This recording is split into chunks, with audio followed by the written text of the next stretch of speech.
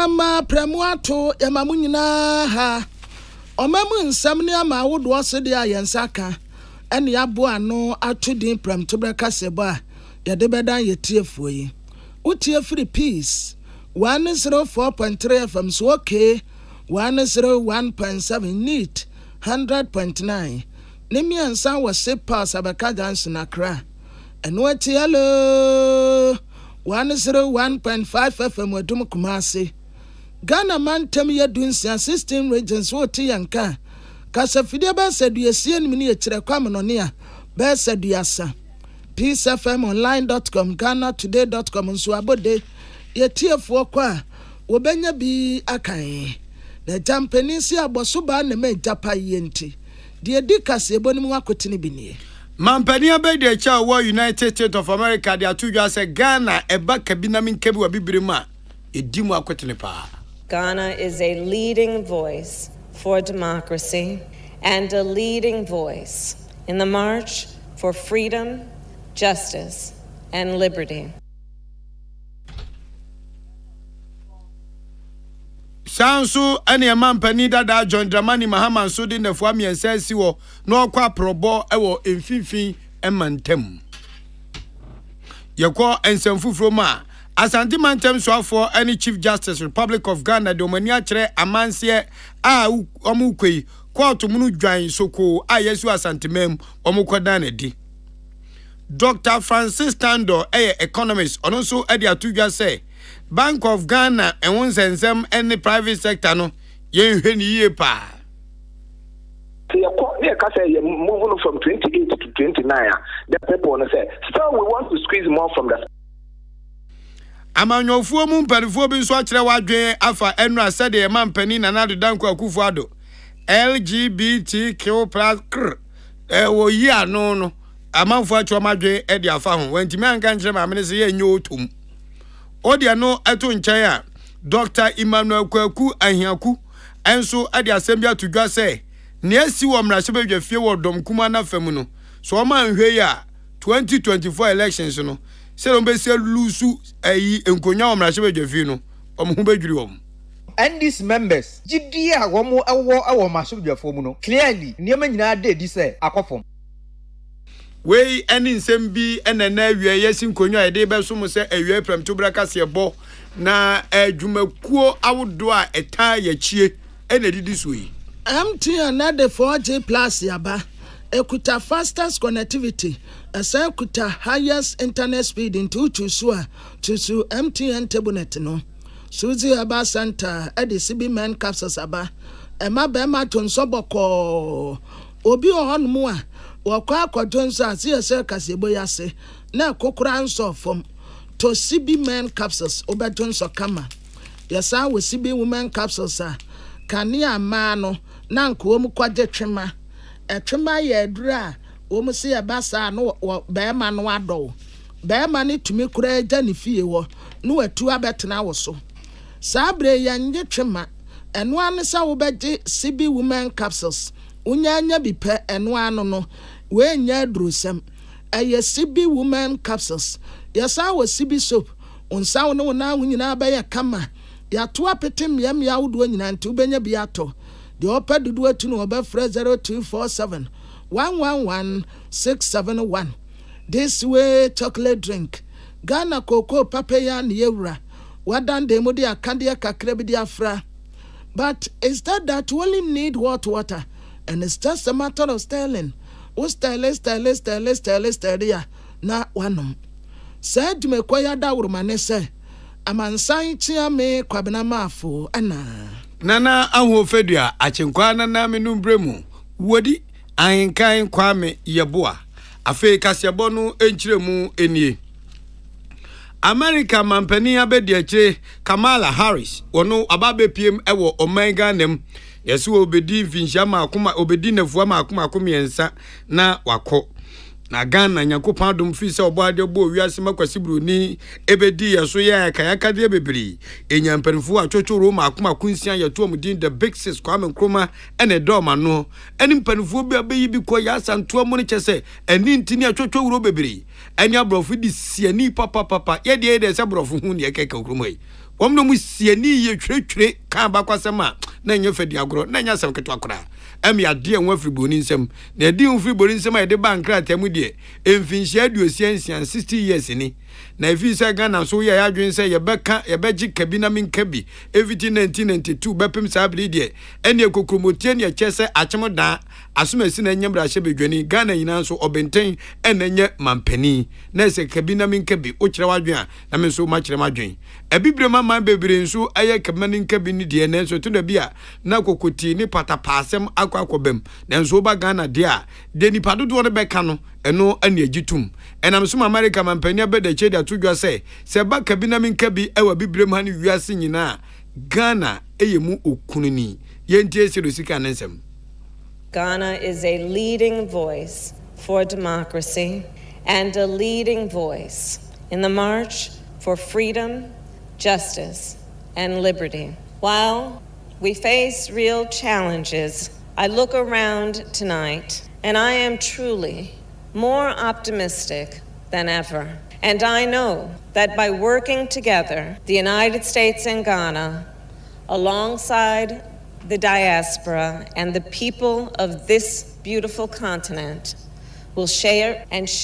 our future for the better. Mr. President, Ghana's leadership and advocacy on the world stage is not only vital, it is inspiring, historically so. As you have mentioned, on March 6th, 1957, when Ghana gained independence, it inspired millions of Americans, as it did for millions around the world.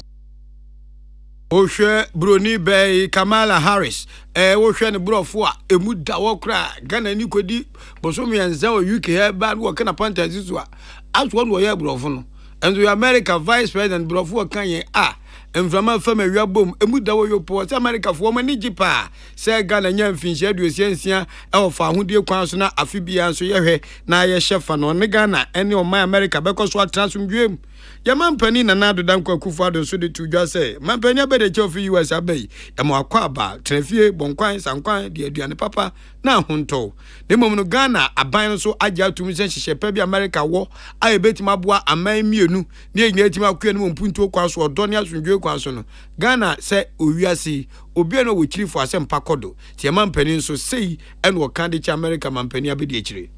Ghana therefore welcomes and commits to exploring the numerous opportunities offered by this laudable initiative on Atlantic cooperation. I wish to assure you, Madam, that the Republic of Ghana will continue to collaborate with the United States of America at the bilateral and multilateral level in finding solutions to challenges such as widespread poverty, irregular migration, insecurity and human rights violations, including discrimination against women, terrorism and violent extremism, human and drug trafficking, piracy, as well as climate change and its attendant impact on the environment and livelihoods. I want to state once again for the record that Ghana's history has been against great power domination of the affairs of the world. And that is the reason why Ghana led the fight for the liberation of the African continent from colonialism and imperialism and became one of the 5 initiators of the historic non-aligned movement. Ghana mampani na nado dankwa kufu ado no so akobrofo o tutu bidugu no ne o hia de otibrofo se de ane ejai na akom na base gidigidi o ya so beka brofo mu odu de odu be kremu ayu ose kum no yamba hew na yen ntia se America mampani abedi eche Kamala Harris oba kopiem ewo mfinfin importem Ghana ha owo bia ne mu odu be piem o mem no anko central region na ze ne wa makra nkeye o me abakwasem chenchechi na nkasa no ebi ewo central region yentimu jai kra kwan mo fa so ton ya dehye ayeto mu din koa abro ni be yenti onipa nyankopon abo no na wato ne din akoa se wafa no mu edne kwa de wo pe ina nanom abro ntimo miamia ni mre se ye men ye beso mu ye Sally Ingeza ewo ahoma so mina ba ma old burger mejuso mo apiafo oya de de odi akire sua de odi kana ntenti nyo no aye Samson kwam nyame che na aye Sally ni anya ne ntia se America mampani abedi akire aye ba be piem ewo mfinfin potom no kure na ahombobo no so te sen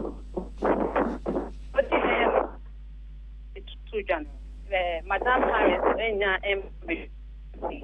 ntia menya ne say oba bedu abe 3 p.m. and oba bedu ase na hajumedi a ene mbaba be pm wo hase no oba be hwe eyeka no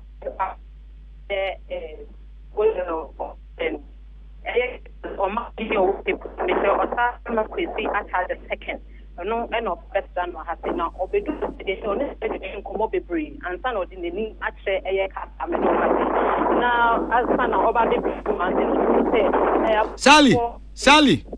odi na ahi na ogina yi Major Brown for na dede wo hon se short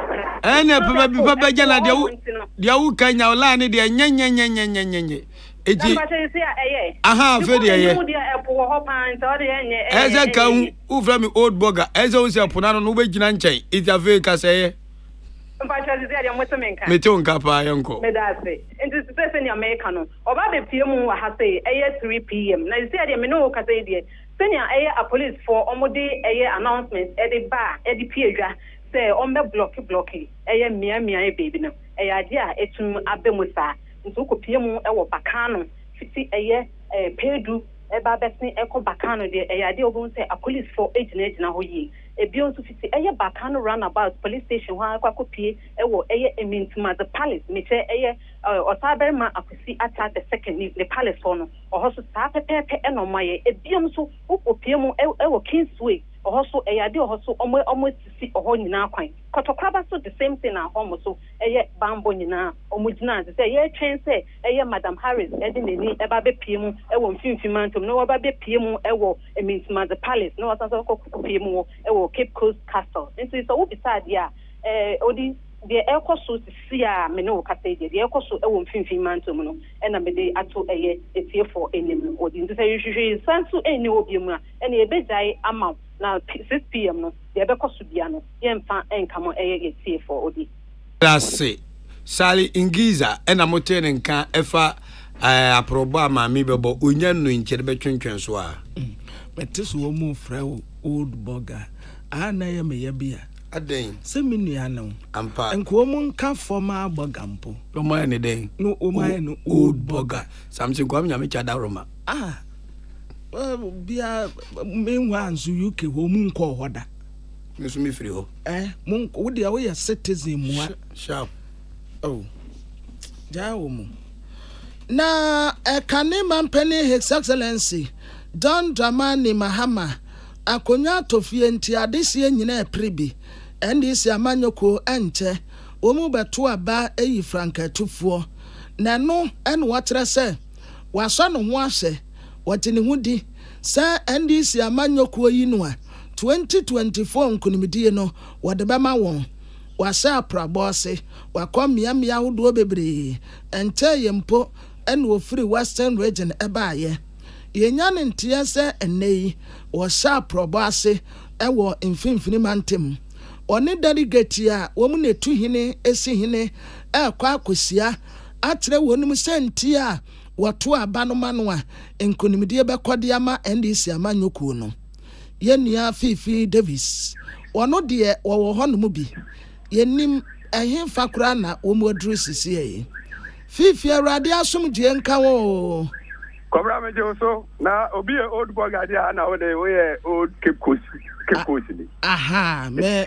ye ogwa broni na ayi etesai wo mu aduru he yo kobra me da se papa and na oye kane o mampeni dada John Dramani Mahama Dama dudu na woni me no ona na kwan bia so no NDC be sign akafa na ba 2024 abato na yade a se di obu e ma delegate what aba ma woni nti na akura ona mi de na ya se onam a se o tre delegate ne keke o chetia ho na nya se bia obeka se bia tre ho fide ya sa sifika soa yade ba ewutu breku a se ti ameka se ye bedu oye budata bomu abudata ade abede ye bedu bia no wo bedu na constituency executive no kura gina ho a tade wo ye dede cancer tremko fo no dada police station fo no aye ready wa wo gina ho mpo yese bibia ya set a tese what can they bring about na wa confirm oye o mapeni John Dramani Mama ta ade a oba bedu oye kaswa na o de to kaswa fu enim se When now when the we are on my enemy I and it can cry in channel not to say a idea will be any dada. Obedu oye utu brekusu or kind. Now or the 6 people there 2024 Abana Yakotona the police station decided I win into police station for no all night can say and a 7 December 2023 7 December 2024 7 December day. I idea all night to Casina and this am you kuni na be na mo what order what you pa a polling station executive what few when you polling station na bibia akoso me na kwabra e be hwa doma we tu abambonten e be hwa owura John Dramani Mahama nwa wokita mbabaya wode man se wababai ni nwa se watotro we ti se wonya no se yedu ewutu breku no na ya enya asam kakraba yefi wo mo ona sisi ameka se yebedu oye gbomu abudata eni ye gbomu is district na e be hwa budata kromo mo kwan na ye fa so kwan no tumu de cars ne doso ama efutuma no ebu fa so e wo kromo ma make say cars ne kura bi munya baby na won park wo kroma nti aprobo ne de ya da asase a oyenda na nsa aprobo ya start wo kaswa ya de aba wutu breku make say ye gina eye gomwa budata sesia o man pani Dramani Mahama ensembebre na okai na ma okai no ya chiri bigu ahamaso wo boda etifu wonti yena ene etigana ha yena ena yetinka se yeman no konechi sign nechi ye bibia asay enenso de edwuma bia ni wa obeya emfaso bia be free so emfaso ne manso na ye je oto bebre eka ho bebi ameko bia ahemfo ka kire me se endis mo abreso enenya kanea mo abreso enenya nsuo mo abreso enenya school mo abreso enye kwan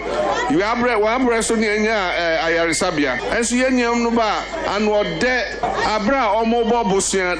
more than $3 billion every year, and we were telling them that look, you're going to create a debt situation where you can't pay our debts anymore, and that way yakashe we are saying na see ntimi ntua yeka enti omo fanche eni ngwase akwaba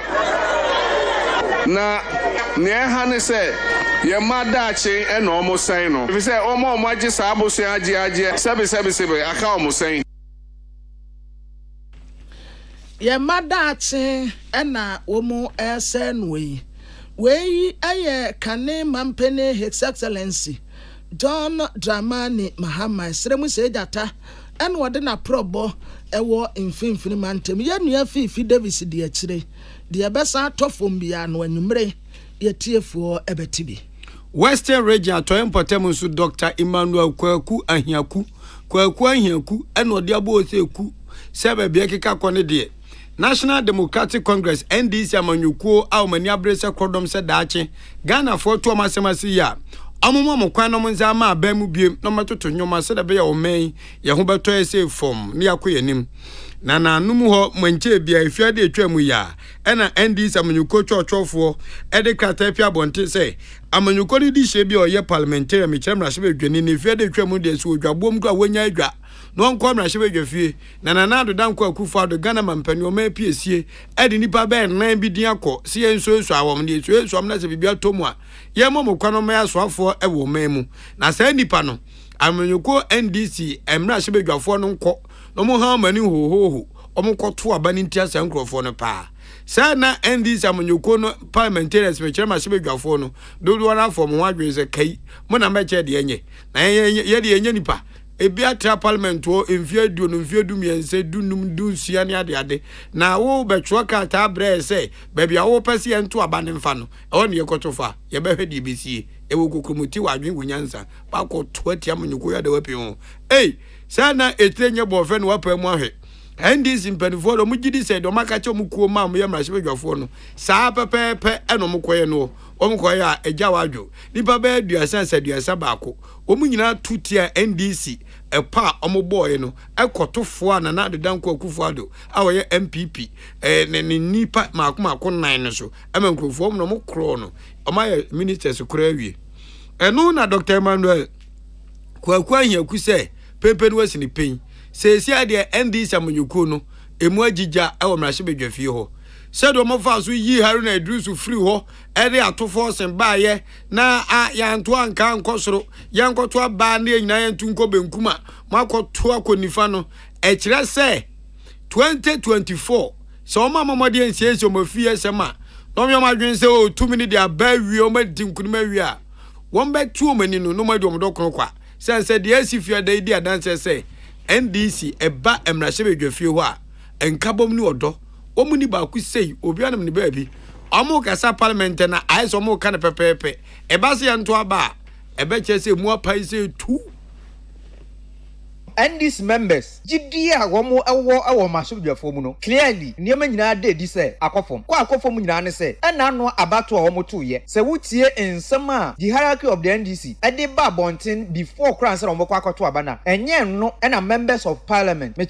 minority side womo ekokodi so enti wei adane dia ma yehu no se jidie bia NDC for members ewo womo members of parliament ho no ebekofom se ye ka asem kire womo a womo ntie anya hwe kura no nka yehu se womo asem ne fa baby na mpo emani da so bie na so hwe difference bebe mani ade na utumi se NDC for dodo na ena etuma MPP enti amagidi a members ya omo ye NDC for omo ewo awo masubdwafo mu no ebekofo kakra on minority side eni amuti ye Dr. Ahiaku na owie no na wasade tu su biem se kane mampani John Dramani Mahama so de ogusu a wobo apro na empoye premtubreka sebo ya boma mane se woko na wakwa akopie mu mfimfim mantem no se amanyoko no person no obegina pa de a ka ombo modi akoto aba no bum di ma no na onya 100% de a na di adanse se you amanyoko no panfo nyina ta nachi na se da be obenya 100% de eno so o mote diame meka kire omampeni dada Mahama ne se ampenifo se onimo ohu ana wahwenna ohwe de ono ankasa ne mpisa omo mahye bedwafie omo ede aye na wei edi adanse pefe se ni kwan se ode nani etu delegate no so se okoba bi omo boje ne so bono omo boje ne so no mane mfa nhye ne tirima ne tirim nya ne dedede se omo agina atom preko pe ano no ono ankasa ne mpisa omo mahye bedwafie party no mpenifo trase ka kire omo se ministry ya nominisa na nado danko akufado oyi omo no ma omo nto aba no emfa ma wo omo nanso ohwe difference be mu a utumi hu ni pefe se asema mpenifo no ka kire wo omo no wo ma mfa anya adwuma wei ekire se emfa ye ni antu ni so enti me de kakra me ka kire ne se wonhwe na wamane tima anya de bebre se ye boje no so sa se ye boje o mampani dada John Dramani Mahama so wo hwe ni ye papa na nipa muti abo bimpo asabim predators so munimo de am ye mahye dwafo kra mo ka so muntu nko benkum omo de aguma konifa enti obi amenani na won titiri ye mampani dada John Dramani Mahama na yabeko Independence Square Yenya William Gentu ewo ho woboja kakra edema America Vice President Her Excellency Kamala Harris na awuli otumenka William Gentu jinaye kakra na mhase ahoma no mma papa fedie eye will Independence Square then ekoso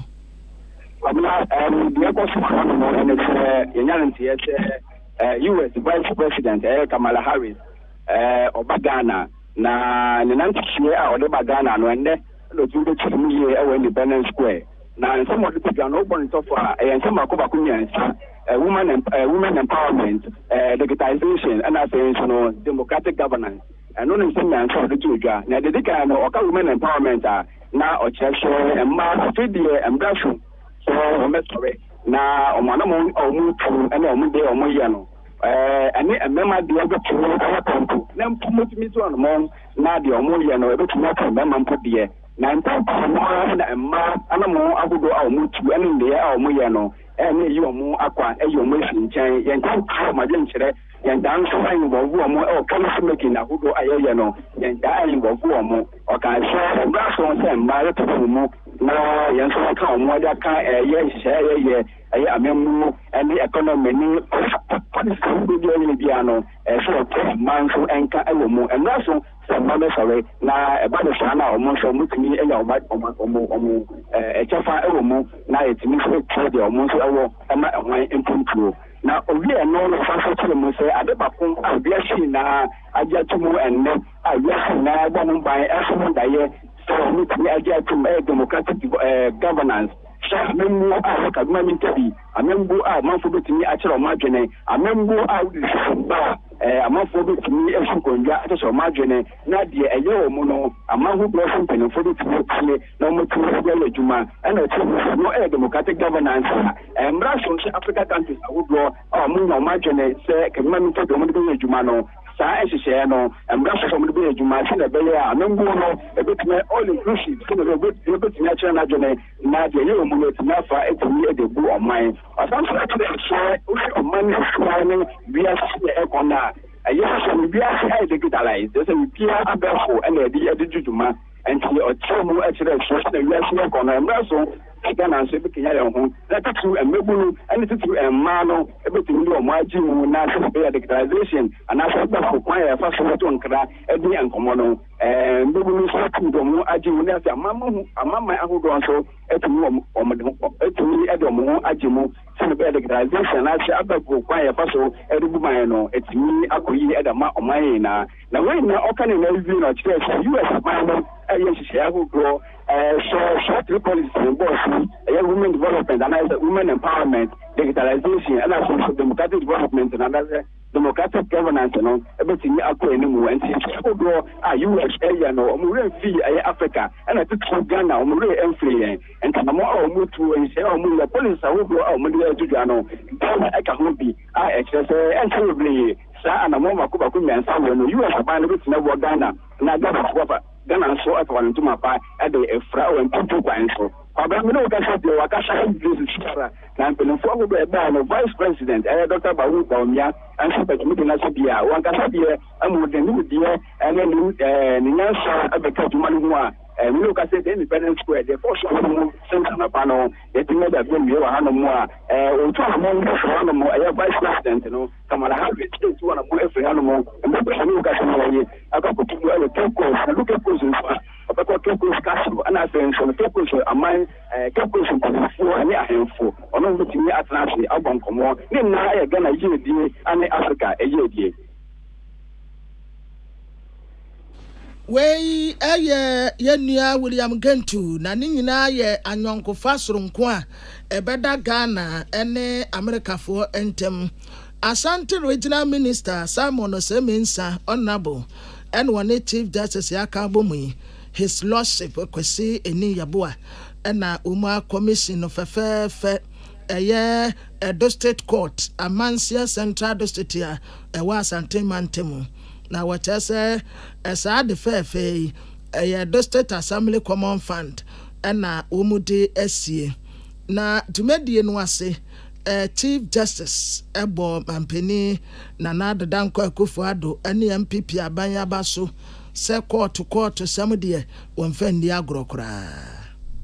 It is worthy to note that an efficient and viable judiciary is one of the key requisites for any thriving democratic system, as is being experienced and witnessed in our country. Under the 1992 Constitution of the Republic, the Judicial Service of Ghana is mandated and indeed responsible for administering justice through the courts. And today, we stand on the threshold of a new beginning, as we are poised to relegate to history the era in which we lack courthouses in the right numbers to serve the justice needs of our compatriots. With the support of government, we will together make the deplorable state of existing physical infrastructure as well as obsolete equipment and technology for the operations of the courts a thing of the past. Concrete measures have been instituted to fix, first and foremost, the infrastructure and human resource deficits to improve efficiency and enrich the adjudication process. Wey Chief Justice Yankaso, His Lordship Justice Kwesi Eni Yaboa. Asante Regional Minister Ononyamfo Simon Osemensa enso baabaya baso. Now the foundation of any democratic system is the rule of law, and you cannot have any good rule of law system without a formidable, well-resourced judiciary. Our Chief Justice, His Lordship Justice Eni Yaboa, is a peace setter. He is setting an excellent peace for others to emulate. Chief Justice is now constructing more than 100 courthouses across the country. The Ashanti region is a major beneficiary. Oh, Ashanti Regional Minister Simon Osei Mensah commended the government. Amansia Central District Michael Donko onwaye abankrati penny ewo ono nso asem denie. I would like to take this opportunity on behalf of the good people of Amansia Central District to make a special appeal to His Lordship to consider converting this courthouse to a circuit court to serve the people in the district and other adjoining districts. Although an official letter has already been sent to His Lordship for that purpose, I would like to express my profound gratitude to all those who have contributed in diverse ways to the construction and inauguration of this magnificent courthouse. I'm confident that this building will serve as an inspiration for all of us as we work towards a legal system that is just, fair, and accessible to all. Na dia wakasa ye chatu yi aye aban krati penny Amansia Central District. Honorable Michael Donko emra sebe deni a wetina ma de wo odotobiri abatu empesa so aye Honorable Emmanuel Akwesi Jemfi.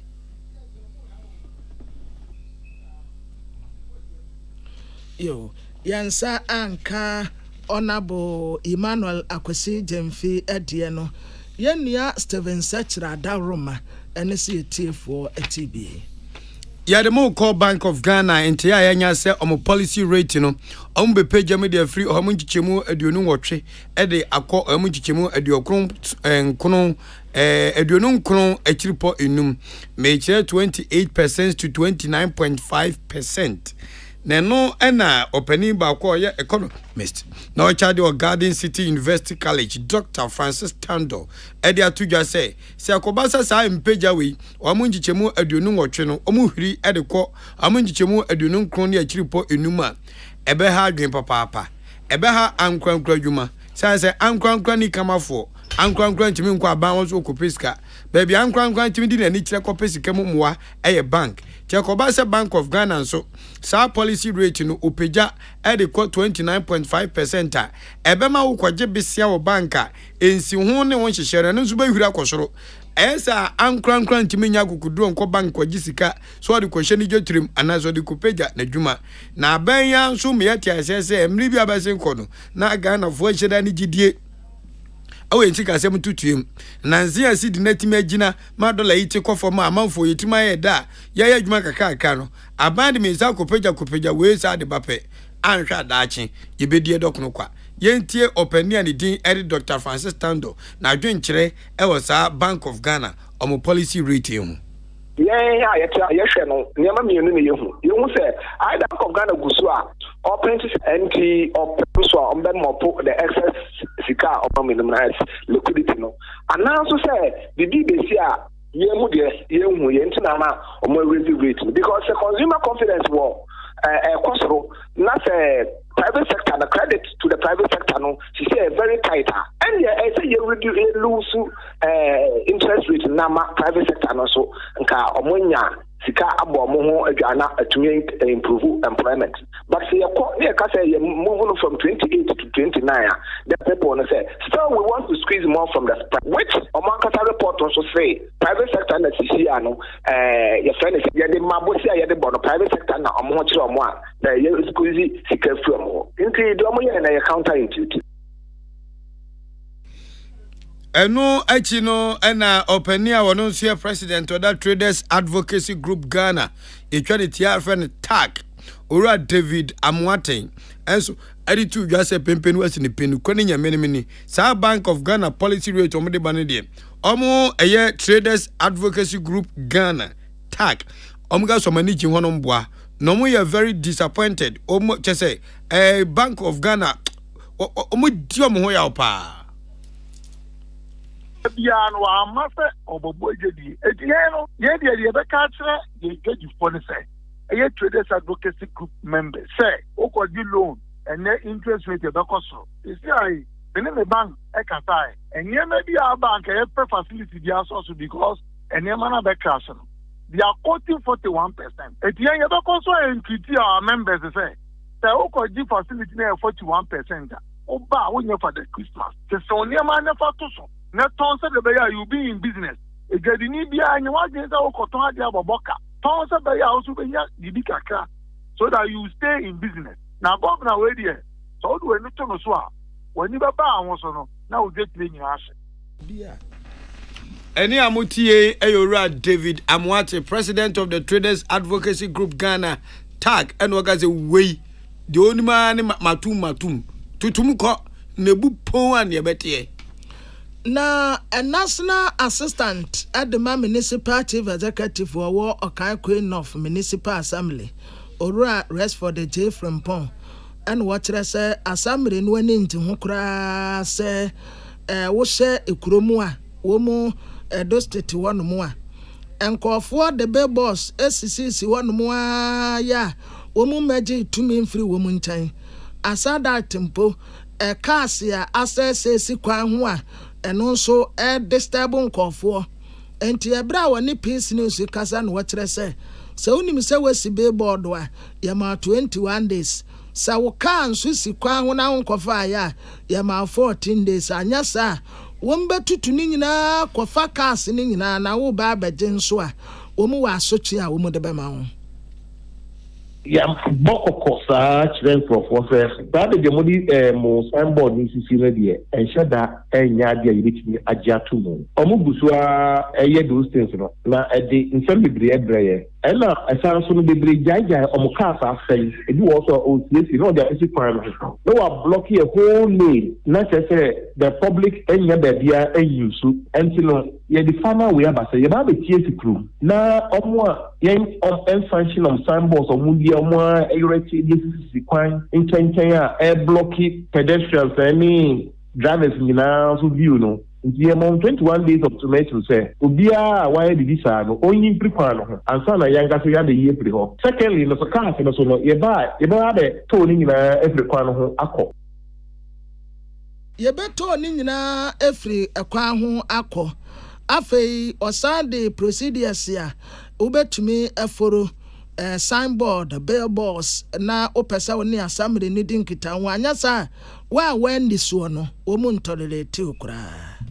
Every assembly anya hankwa bia the rules simple be buy ho na wo de wasemamba the best simple to be obetumi achro wo dream chro wo de wa ba na ya dia catch us okay fabra de fanhwe eyin fa na obeto ye no o we ha de enye yi ebe ye consider man profo bibri so ne ebe ya e fa trenchem emre obia eno ni hihyaye a e wo ho a e de yes assembles na car fe di kwan so de ene de eti amra some cars say you dey block main road no especially but say asphalt road na fit afo abesi so ACC cars omoji a whole stretch a block and so no enya dia ye be tolerate bi ebi mu say dey car wash or dey back kwan we sit kwan half o traffic a choku ono ohoro ne car se me no dey wash asphalt no say no and so no enya dia ye be so eno mo ni ya kire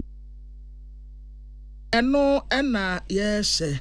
afei otu Ghana for say mobeye bibi wo municipality ho no mu a aya mo consult assemblies no ansa na efutu a mede ma Ghana for nyina say assembly no ye ntia ye mampani bi elim say o ti debre o ye le say o de ben ye nyina le say enna mantem bia wo ne de enti no se bibi ne hia wa nanti bra ho oba ho so a o metumi ahwe bibia wo hie dia it doesn't matter the wa wasasi o zenye wasasi o as long as unkwako ebridia woni hu krata ade fibe assembly no oba na yenso no akwantire bia wo ho ni a kyedo dan no beso usio kilo disi de dio so bi kwa na ma wasasi bia sobra na yenye trace ni yenye so ampa eho no eda ho kwan a obetwa yi bi wo ana sa enye so wa ma sa na ye beso mu a watumra wa nya sa na ye beso mu a na chese watu emra national assistant at the municipal chief executive Akan Queen of Municipal Assembly Ora rest for the J from Pon oni ye nia Benes Boate ye fa mun konsem fufuro mu na ni nyina fa maami a wabai America mampani abedi akire Harris ena enu a abankasie mu Ghana ha wode to na nado danko akufu adwari men sanjofo bi su busa se eye homosexuals se be ma ne be ma beda oba ne oba beda miame lesbianism mia onyonko ba ne nya pepe no wai ho kam kai se ekura eidade fili yi na enya nkunu no na osenso odinze hu se enonzo akosi sen zanjrofo ni bi ayebusa na nado asem no America zanjwe ni ba ko no obusa se na akosi sen ana amanfo ka se na nado pa de mangrofu atufo bo maami gina nchen hwa hwe na nimka geni place maami yi kromu abema na oba na bema ne bema na kafra bema nkokuntu ho ze ne nyonko bema ne na nan mabosumfo akra bekun ya bosum zam kra ya sum kromu ayechi enkramofu achi akitofu achi ti se subanfo suban tan sa de yen soso said ya mri bi abesenko Professor Johnny Van Satame chame fani krensie can pain ade kire David Cameron say owura se sempo ne da ma mo pounds no na mo de be mayen enti na wo hye say ye makwan ma pious entimi wale William Gentu na ye makwan ne makwan kina na William woda asan na azare pious ko ma na ko wale no na ugoku na azo ko ndai enti makwan enso amanfo se efe bibi diplomacy se le wiase nya be onse wudi uhuni na wode amansan hye na ye adwumanti na na do kwata brofo achi en won wan brofu wan se o en ye de won krada sema ko parliament ye gusu aye hwem na ni nyina ba betwesi manim nti de Ghana fo no beka no eno ne beye na do nsu tie radio ni TV kin kan da bonka sem ko social media de Ghana fo kan se oba ne ba nwale krom ha oba fefe na ha wayi kef kama do jansu oyi awurade yankopon odwa ne boso na nufu yi yirem be ma bo ni te pre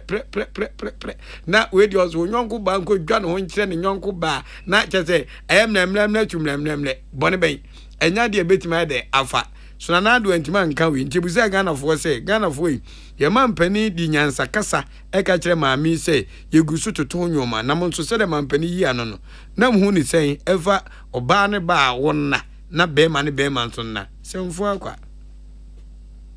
in a more diplomatic way, the president kind of the one cannibone, ne kwanso no. The all training say, ye intima mufono, ye beka train ye parliamentarians, no. That the parliamentarians for no so, ebe deciding on no more catch or no president, no. And no president no so be any. Ebe catch us a microphone, the more SC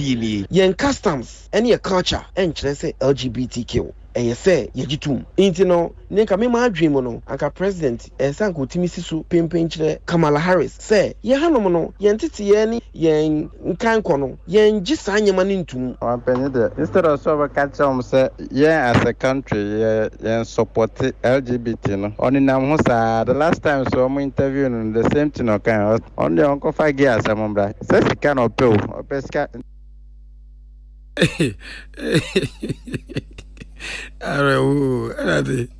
Arade boy na ye nyina ye nyeska bi oma bia nya no so ne de na ye de wachiwa de pa behwe ano se gidi by force de na kwabna media mampani o mabedi ade nyina e ba sa se me hu a emu ba ko pe na metu chema no eye o mampani dada Johnny Van Thomas onu de onya akukuduro e kan ma ya record da ho se omma kwan e ma sa de ne nkoso o Ghana ha enti David Cameron be fa ne sika onfa na de na adu ye de me ntinase mo onto ka se ma ho fe ya papa Kofu anso kansa na kane mampani John Dramani Mahama kra kabida ene mente odi waka bi ya omu nyina o kan pain said the was a Mexican what do waka na a program bi kra na ekoso because of that impo obeka ya oko program bi wo se Scotland ba bi magefo no boycott no omu parliament ya omu boycott say obi a ochi wo mu de omu nsu chi no enti wo wura wa obeka sa pe na omu nyina sori pie esi entinka opportunity nie ma me na wo mampene da wo kan say wono so kan sa de no ye ni maya ofrim no ye Muslim Christian and a traditional we na wa ha na sa ko mi ansa ni nyina no enso so enti wono so sa no wogina Maybe sa tape no. Yeah. Maybe. Yeah. Tono so akade na kyese ye. Obiaka na wo de wanya opportunity kakraka. Nipa ni gina wonchen. Wo de diplomatic minim se wo de obi aye diplomatic ya. Ene se wo de wonse gu achi. Na wo kasa no wa ma na ba from bre. Ene even diplomatic. Say ya sa na ye kan diplomatic. Wo bi ye diplomatic ya se wubu ade. Enti wo de wonse gu achi no wa ka kire ma administrator say Her Excellency Kamala Harris, here in Ghana, please, with all due respect, we don't accept those things. Take your money. We will leave. We don't accept such things in our community. Yes. Yes. Now where dear? Not say silence means concern yana. Ghana ha. See a beji gay atum. Any kwan say odi. O manu ba witim. Atesa wase wo kwaton pork wonzongo. Unyeska. Obi amponto. Yanti unyeska. Emaya nyame abo wonum kama. Sha tuo egu machi. Odi ade be pa na ye nuonyam sese be magina wo be tina o pem no kakranka. Oh. My goodness. Tobo ya twaso ni ankoma. You got a marvel. Young call my Gagofi or Elgofodia. My Gagofidio, how? Wow. That's how. Okay. You any young call Kwesi Mensa way. And also any amount for Casa or Cape Coast. Okay. Muampo yanko wale nyanko mwa na nipa kwa wale nyanko bema na obeda wo ne awonu mpo de me nyame ya yale ewo mu no titire mema no yale bi ba eso oja bema na eso o disa bema no so kokofa oba o di yale kokoma oba no so anya right there ye ba damade ma nyama nunkoye ye penyama nunkoye nti dam na ye pen nti onye adwuma echi kapem de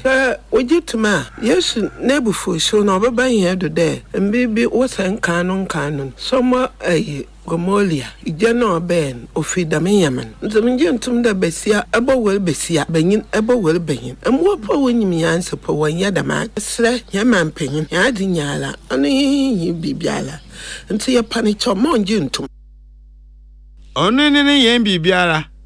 yangwa na kwadwo aduho ono so ene Ghana for twetwen komawo Asta FM Techiman Bono East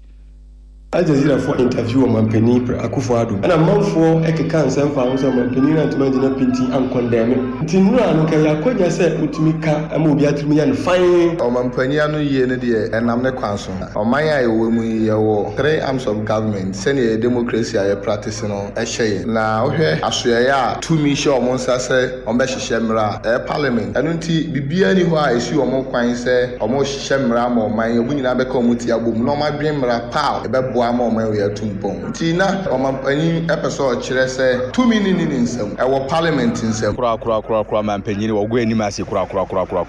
ye Africa for ye bibifo ade ntwe ye ma bibifo we no enye ye culture emben ye enye ye sum so what you say parliament actually so wo de waji atum nu mana Kwame Kontobo atenso ne Ghana for Western of enso bonkomo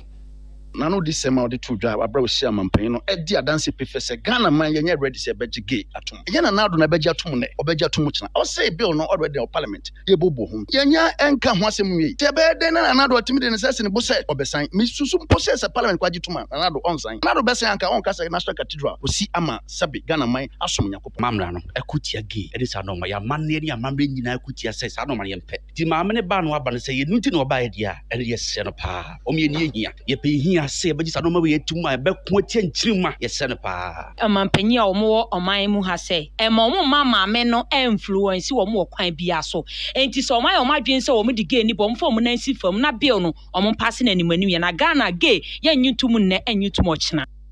amuntu sunka gay no monfa lesbianism no tanze gay no ye nkwa na mo kama e ma no so ye miame apia dan kwa ta di de hye mi entie takra de so nsam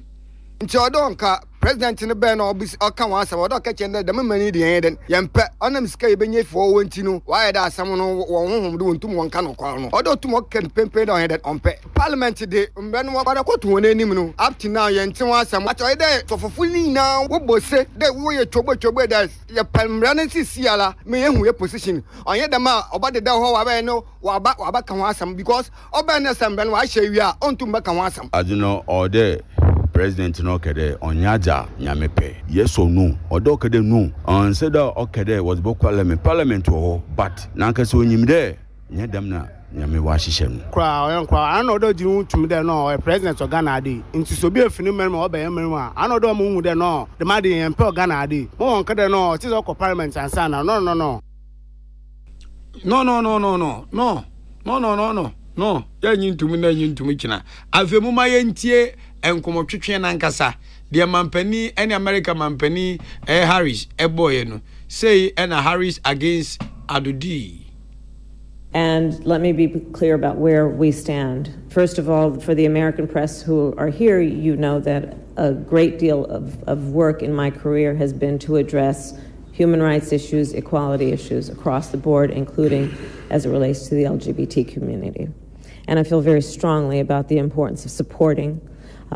the freedom and supporting and fighting for equality among all people, and that all people be treated equally. I will also say that this is an issue that we consider, and I consider, to be a human rights issue, and that will not change. Question. First of all, we don't have any such legislation here in Ghana. A bill has been proposed to the Parliament of Ghana, which has all kinds of ramifications, which is now being considered by the Parliament. It hasn't been passed, so the statement that there is legislation in Ghana to that effect is not accurate. No legislation. The bill is going through the Parliament. It's going through the Parliament. The Attorney General has found it necessary to speak to the committee about it regarding the constitutionality or otherwise of several of its provisions, and the Parliament is dealing with it. At the end of the process, I will come in. But in the meantime, the Parliament is dealing with it. And I have no doubt that the Parliament of Ghana will show, as it's done in the past, first of all, its sensitivity to human rights issues, as well as to the feelings of our population, and will come out with a responsible response to the proposed. The legislation was a legislation that is being provided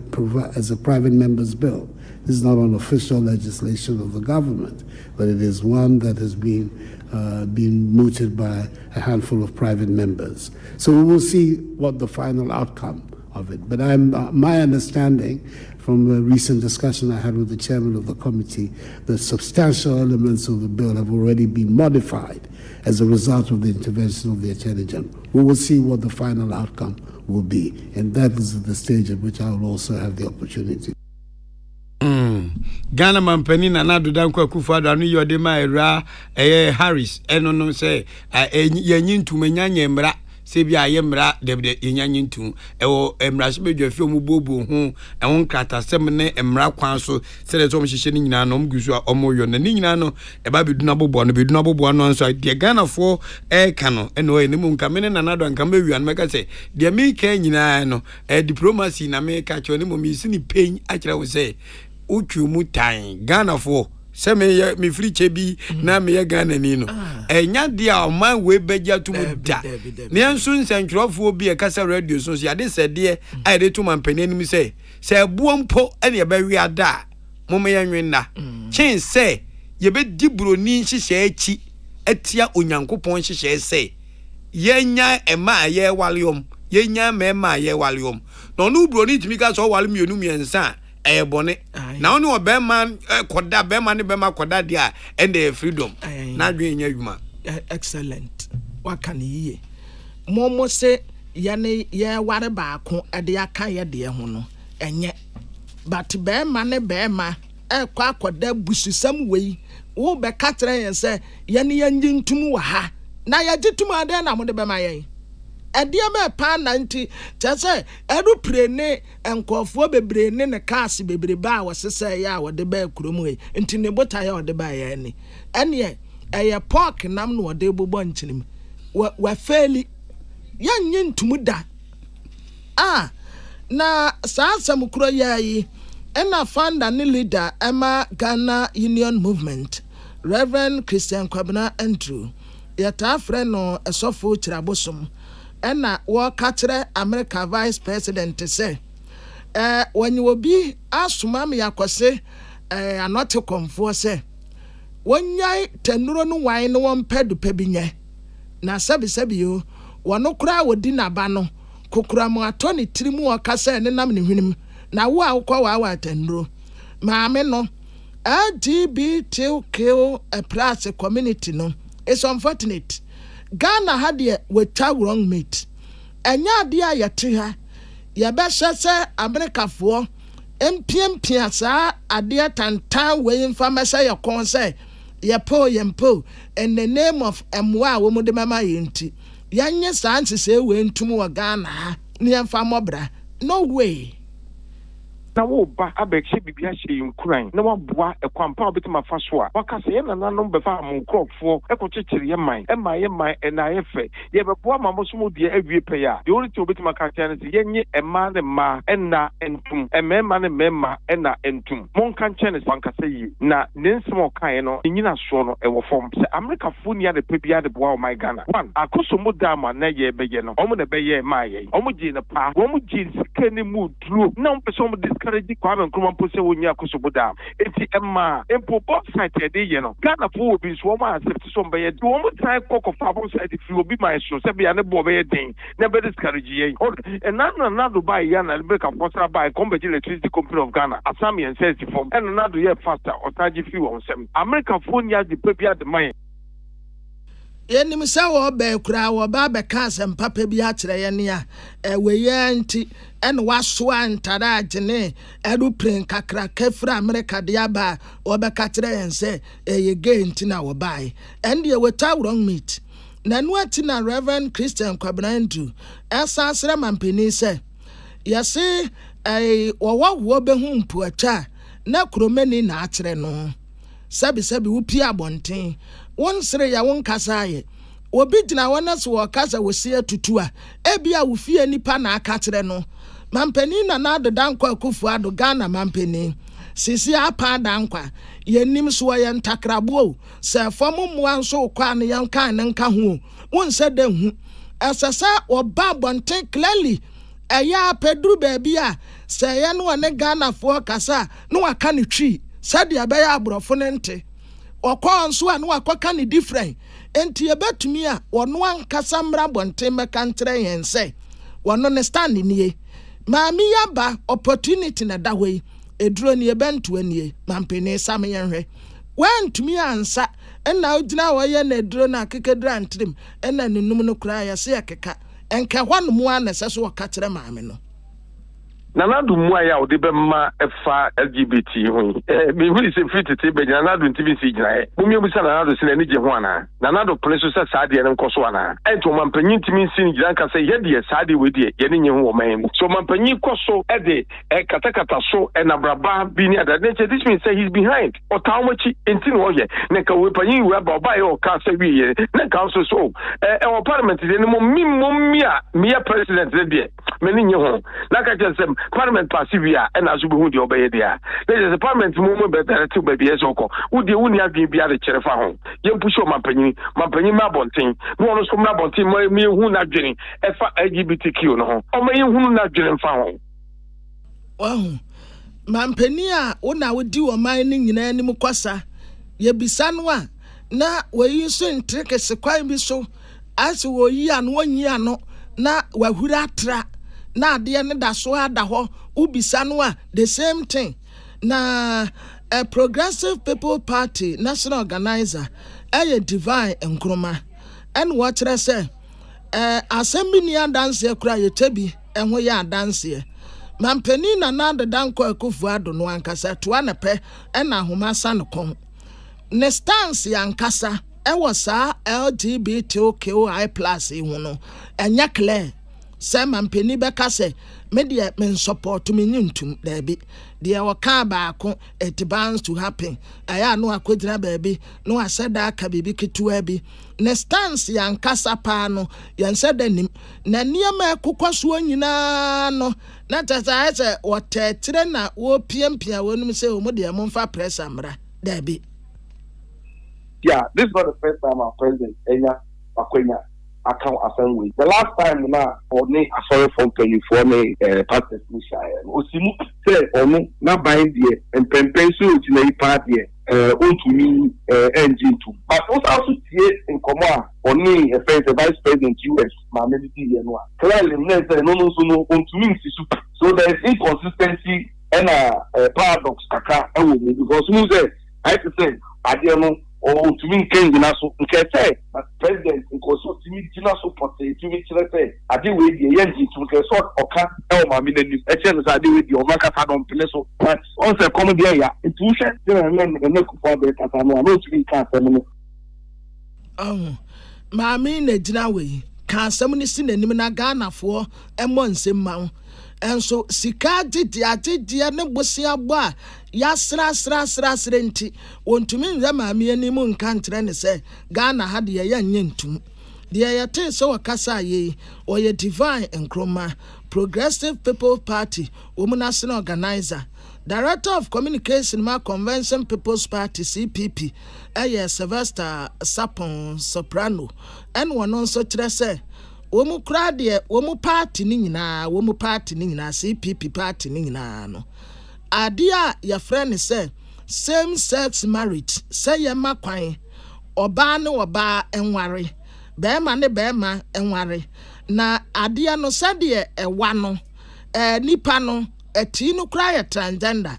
oba no ankasa to wono mu a obetumi akata o se maame me kra me mpesa me ye bema bio me pesa me koye oba na wakọ ni yatu ne bema na firi wo ni ya pe obi a wawuo akosu akuma ni yatu ni ade aba be se ne de no na ono nso anya bi na ode ne nam ho wa wo ba wo no pa be hunu wasa tibia we mu entita se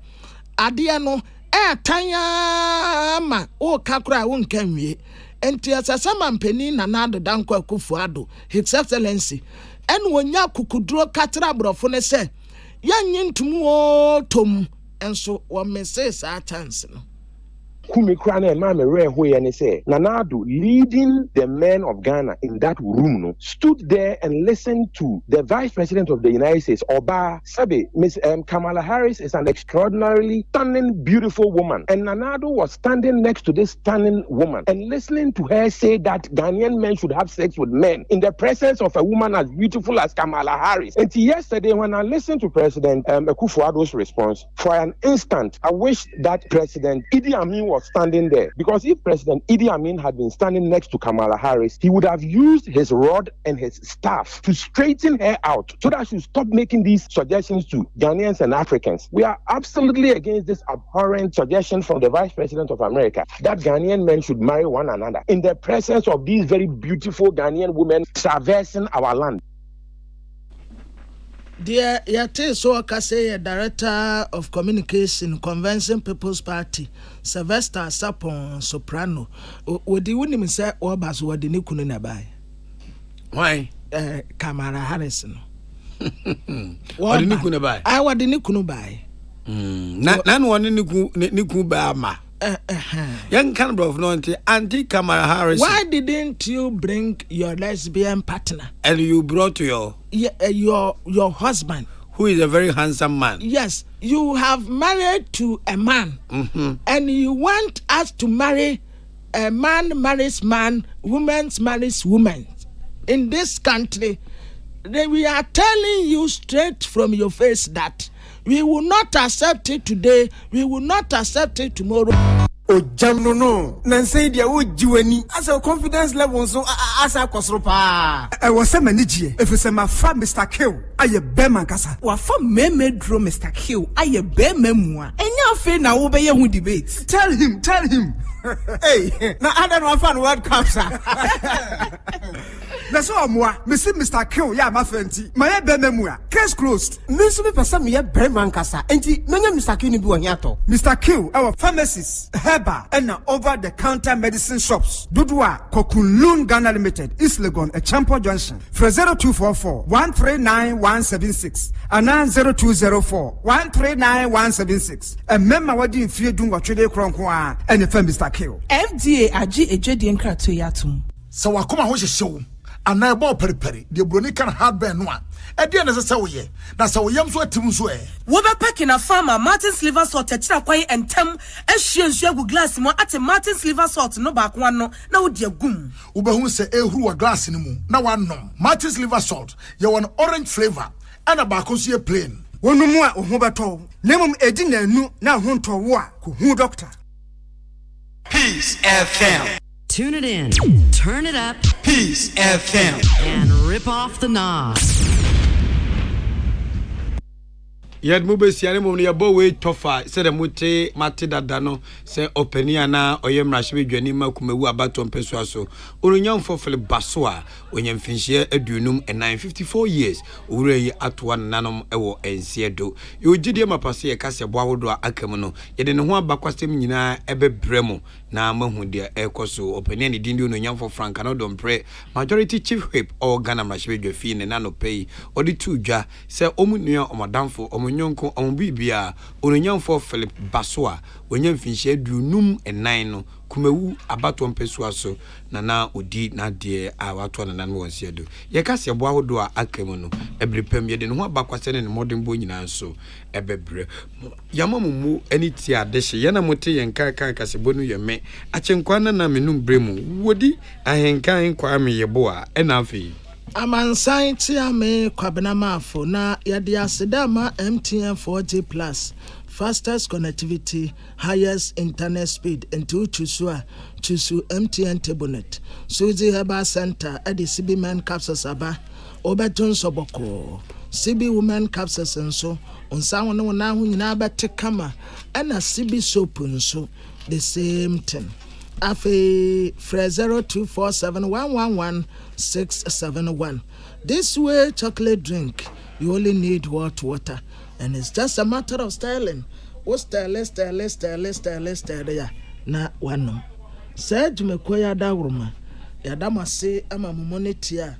Eradia sumuje and kamunyina make the triple darling.